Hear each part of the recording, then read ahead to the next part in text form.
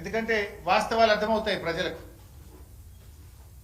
వాస్తవాలు ప్రజలకు అర్థమవుతాయి.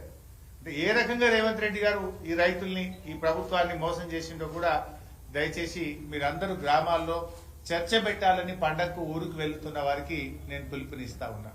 అన్నిట్లో మోసం. రైతు భరోసా ఇప్పుడైతే 10,000, నేనొస్తే 15,000 అన్నాడు, మోసం.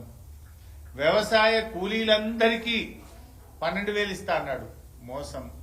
అన్ని పంటలకు బోనస్ అన్నాడు, మోసం. పంటలకు బీమా అన్నాడు, మోసం. రైతు రుణమాఫీ అందరికీ చేస్తానన్నాడు, మోసం. అడుగడుగున ప్రతి పథకములో అయితే ఎగవేతలు, లేదంటే కోతలు. ఈ రకంగా రైతులకు తీవ్రంగా అన్యాయం చేసినారు. దీని మీద పండగకు ఊళ్ళకు వెళ్తున్నటువంటి వాళ్ళు రైతులతో చర్చించండి, రైతులకు ధైర్యాన్ని ఇవ్వండి, రైతుల కష్టాలు తెలుసుకొని వారికి భరోసానిచ్చి వాళ్ళు ఈ బీఆర్ఎస్ ప్రభుత్వం ఎట్లా మేలు చేసిందో, కాంగ్రెస్ ఎట్లా మోసం చేసిందో తెలుసుకొని కాంగ్రెస్ మీద పోరాటానికి సన్నద్ధం కావాలి. రైతులందరం కలిస్తే ఈ ప్రభుత్వం మెడలు వంచి ఈ పథకాలన్నీ కూడా అమలు చేసుకునే అవకాశం ఉంటుంది. దానికి రైతుల్ని సమాయత్తం చేయాలని చెప్పి నేను కోరుతా ఉన్నాను. ముఖ్యంగా మా జర్నలిస్టులను కూడా నేను కోరేది, ఇంకొక ముఖ్యమైన ఒక పథకంలో పేదలకు బాగా అన్యాయం జరుగుతూ ఉంది. దీన్ని కొద్దిగా మీరు స్ట్రెస్ చేసి హైలైట్ చేసి రాయాలని కూడా కోరుతా ఉన్నా. ఇప్పుడు ఇందిరమ్మ ఆత్మీయ భరోసా అని ఒక పేరు పెట్టారు, పథకం పేరు. ఏంటది? వ్యవసాయ కూలీలకు నెలకు 1000 చొప్పున సంవత్సరానికి 12,000 ఇస్తామని ప్రభుత్వం చెప్పింది. ఎవరు వ్యవసాయ కూలీలు ఎలా గుర్తించాలి? వీళ్ళు ఏమన్నారంటే, ఉపాధి హామీ పథకములో మట్టి పనికి పోయే వాళ్ళను మేము వ్యవసాయ కూలీలుగా గుర్తిస్తాము అన్నారు. మన రాష్ట్రంలో 50 లక్షల ఉపాధి హామీ కార్డులుంటే 1,02,00,000 మంది వ్యవసాయ కూలీలు పనిచేస్తున్నారు. 50 లక్షల ఈజీఎస్ కార్డులు, ఉపాధి హామీ కార్డులుంటే ఆ 50 లక్షల కార్డుల మీద 1,02,00,000 మంది మట్టి పనికి, కూలీ పనికి వెళ్తున్నారు. అయితే ఈ రాష్ట్ర ప్రభుత్వం ఏం నిబంధనలు పెట్టింది? 1 సెంటు భూమి ఉన్నా నువ్వు కూలీవి కాదు, 1 సెంటు భూమి ఉన్నా కూలీ కాదట. ఉపాధి హామీ పథకంలో ఈ సంవత్సరంలో 20 రోజులు నువ్వు పనిచేసి ఉంటేనే నువ్వు కూలీవి. అనారోగ్యం వల్లనో, ఇతర అవసరాల వల్లనో, కారణాల వల్ల ఎవరిన ఉపాధి హామీలో ఏడాది ఇవ్వకపోతే ఆయన తీసేస్తారట. సెంటు భూమి ఉంటే కూడా ఉండడట. సెంటు భూమిలో ఏమైనా పంట పంటదా? మీరు ఒకసారి ఆలోచించండి. 5 గుంటల భూమి ఉందనుకోండి, 5 గుంటల భూమి ఉంటే వీళ్ళు చెప్పిన ఈ రైతు భరోసా పథకం కింద 6,000 ఒక పంటకు, 6,000 ఒక పంటకు అన్నారు, 12,000. 5 గుంటలు ఉన్న వాళ్ళకి ఎంత వస్తుంది? 750 వానకాలం, 750 యాసంగి. అంటే 5 గుంటలు ఉన్న రైతుకు 1,500 రూపాయలు వస్తుంది. నువ్వు 5 గుంటలు ఉన్నందుకు వ్యవసాయ కూలీ కింద నీకు 12,000 ఇయ్య అంటుండు రేవంత్ రెడ్డి. ఇప్పుడు 5 గుంటలు ఉండుడే శాపమా? ఊళ్ళల్లో పాపం దళితులకు, గిరిజనులకు గతంలో ప్రభుత్వాలు పంచిన భూములు ఏమైనాయంటే, తాతలకు ఎకరం వస్తే పంచుకునే వరకు మనకి 5 గుంటలు వచ్చింది. ఇక 5 గుంటలు ఉంది, ఆయన రోజు పొద్దుగాలేసి గడ్డపార పట్టుకొని ఉపాధి హామీలో మట్టి పనికి పోతున్నాడు. 5 గుంటల పంట వండింది లేదు, ఆయన బతికింది లేదు.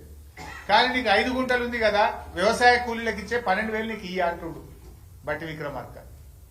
5 గుంటల పంట పండుతుంది, ఆ దళితుడు బతుకుతాడా, గిరిజనుడు బతుకుతాడా? నేను 5 గుంటల మీద రైతు భరోసా కింద ఇచ్చేదేమో 1,500 రూపాయలు, నువ్వు ఎగ్గొడుతున్నదేమో 12,000 రూపాయలు.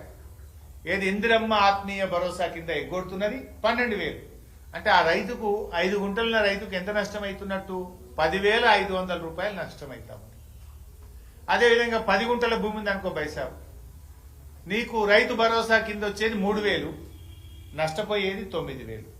అద్దెకరం భూమి ఉంది అనుకోండి, రైతు భరోసా కింద 6,000 వస్తుంది, నీవు నష్టపోయేది 6,000. 30 గుంటల భూమి ఉంది అనుకోండి, నీకు వచ్చేది 9,000, నువ్వు నష్టపోయేది 3,000. అంటే ఈ రాష్ట్రంలో మీకు ఐడియా ఉండాలి, ఎకరం కంటే తక్కువ భూమి ఉన్నటువంటి రైతులు ఎందరు అంటే 24,57,000 మంది రైతులు ఉన్నారు.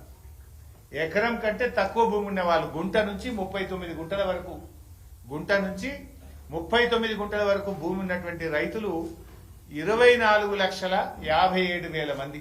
ఇందులో అతి ఎక్కువగా దళితులు, గిరిజనులు, బీసీలు మాత్రమే ఉన్నారు. అంటే నువ్వు ఇందిరమ్మ ఆత్మీయ భరోసా అంటే ఏంటి? దళిత గిరిజనులకు శటగోపం పెట్టుడేనా? దళిత గిరిజన రైతుల నోరు కొట్టడమే ఇందిరమ్మ ఆత్మీయ భరోసానా? అరే 1 కోటి మంది కూలీలు ఉన్నారు. వాడు నిజంగా గడ్డపార పట్టుకొని ఎందుకు పోతాడండి? పొద్దుగాల 6 గంటలకు లేచి గడ్డపార పట్టుకొని మట్టి పనికి ఉపాధి హామీలో పోయిందంటేనే ఆయన కూలీ. ఆ కూలీల నోరు కొట్టడానికి మీకు చేతులు ఎట్లొచ్చినాయని నేను అడుగుతా ఉన్నా రేవంత్ రెడ్డిని, బట్టి విక్రమార్క. గా కూలీల నోళ్లు కొడతారా మీరు? గాల నోళ్లు కొట్టడానికి మీకు చేతులు ఎట్లా వస్తున్నాయి? వ్యవసాయ కూలీలు అప్పుడేమో మీరు ఓట్లేయించుకున్నారు ఆశలు చెప్పి, ప్రతి కూలీకి ఇస్తామన్నారు. ఇప్పుడు 1 కోటి మంది కూలీలుంటే 10 లక్షల మందికే ఇస్తామంటున్నారు. అంటే 90 పైసలు ఎగబెడుతుండ్రు, 10 పైసలు ఇస్తారట. 90% ఎగ్గొడుతుండ్రు 1 కోటి మంది కూలీల్లో. ఏమని? నువ్వు 20 రోజులు పని చేయలే, నీకు గుంట భూమి ఉన్నది, నీకు 5 గుంటల భూమి ఉన్నది అని రకరకాల కారణాలు పెట్టి వాళ్లకు కోతలు పెట్టే ప్రయత్నం చేస్తున్నారు. ప్రభుత్వం నిజాయితీ వాళ్లకు ఎకరం పైన భూమి ఉన్నదంటే వాళ్ళకి 12,000 రూపాయలు రైతు భరోసా కింద వస్తున్నది. కానీ ఎకరం లోపు ఉన్న రైతులు నష్టపోతున్నారు. అంటే ఇప్పుడు 5 గుంటలు అమ్ముకోవాలన్నా మీ దృష్టిలో? ఉన్న 5 గుంటలు అమ్ముకొని ఇక నాకు భూమి లేదు 12,000 ఇవ్వమని మీ గవర్నమెంట్ దరఖాస్తు పెట్టాలనా? What you mean? ఇది కనీసం ఎవడన్నా మెడ మీద తలకాయ ఉంటోటి చేసే పని ఇది?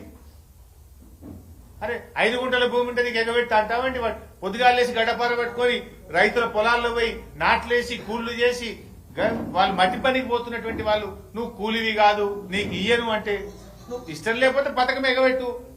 తప్పైందని చెంపలేసుకొని క్షమాపణ చెప్పు. నేను 1 కోటి మందికి ఇస్తాను, ఇప్పుడు 10 లక్షలకే ఇస్తా, 90 లక్షల మంది రైతు కూలీలకు, వ్యవసాయ కూలీలకు ఎగ్గొడుతున్నాను, క్షమాపణ చెప్పు. Why are you playing blame game? ఒక అబద్ధాలు ఎందుకు చెప్తున్నావు? అన్ని మోసమే కదా. అన్ని పంటలకు బోనస్ అంటివి, మోసం చేస్తేవి. 2 లక్షల మీద ఉన్న వాళ్ళకు కూడా 2 లక్షలు రుణమాఫీ చేస్తా అంటివి, మోసం చేయబడితివి. రైతు భరోసా 15,000 అంటివి, మోసం చేయబడితివి. పంటల బీమా అంటివి, మోసం చేస్తేవి. లాస్ట్ కు పాపంగా వ్యవసాయ కూలీలను కూడా మోసం చేయాలనా? రెక్కాడితే డొక్కాడని వాళ్ళు పొద్దున్నేసి చెమట చుక్కలను నేల మీద వడుస్తూ పనిచేసేటువంటి గా కూలీలకు కూడా కోతబెట్టుడు అవసరమా రేవంత్ రెడ్డి గారు? దయచేసి ఆ దళిత, గిరిజన, బీసీ వ్యవసాయ కూలీల పక్షాన్ని ప్రభుత్వాన్ని నేను సవినయంగా కోరుతా ఉన్నా. మట్టి పనికి ఉపాధి హామీలో గడ్డపార పట్టుకొని పోతు